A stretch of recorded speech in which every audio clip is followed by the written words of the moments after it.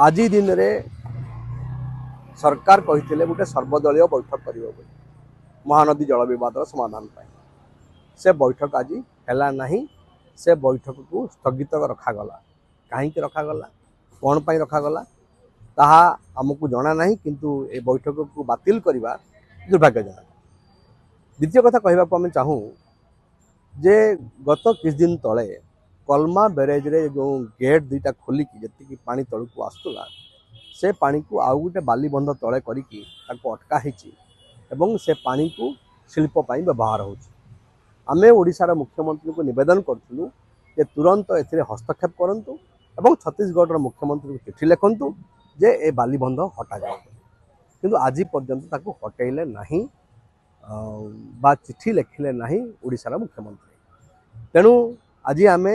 छत्तीसगढ़ मुख्यमंत्री को गोटे पत्र लिखिचु महानदी बचाओ आंदोलन पक्षर जे बाली बंध हटाइवाई एवं तार कॉपी देचु नकल देचु प्रधानमंत्री को जलशक्ति मंत्री को केन्द्र एवं ट्रिब्यूनाल जे अध्यक्ष अच्छा जस्टिस बेला को एवं ओडिशार मुख्यमंत्री को ता सहित जो कमिटी है से कमिटर अध्यक्ष केबी सिंहदेव को आम आज चिठी लिखिचु आज। एवं 3 नंबर कथा हूँ जे जो कमिटी है से कमिटी 2 थर बैठक बसलानी 2 थर बैठक भितर कौन स्पष्टता आसी ना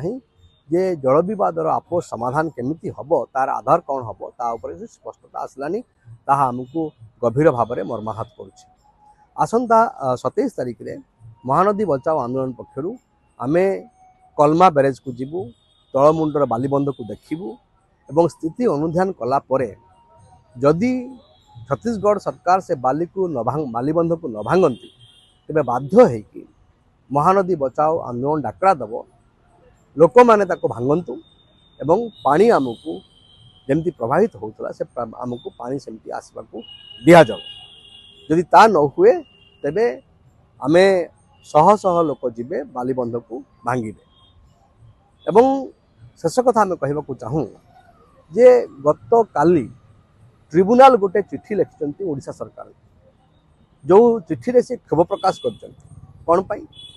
ना ट्रिब्यूनाल कही ओडिशा और छत्तीसगढ़ तमें लेखिकी दियो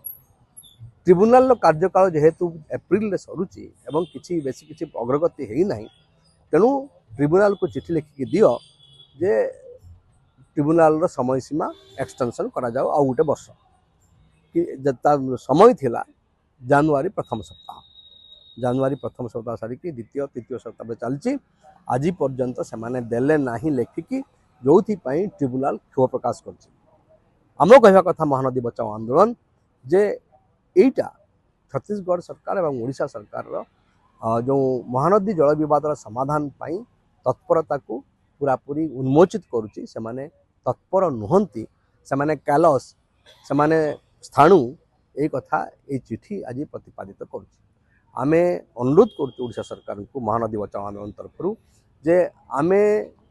जल विवादर समाधान पाई जहा करणीय आमे करने को प्रस्तुत अच्छु आमे सहयोग करूँ किंतु सरकार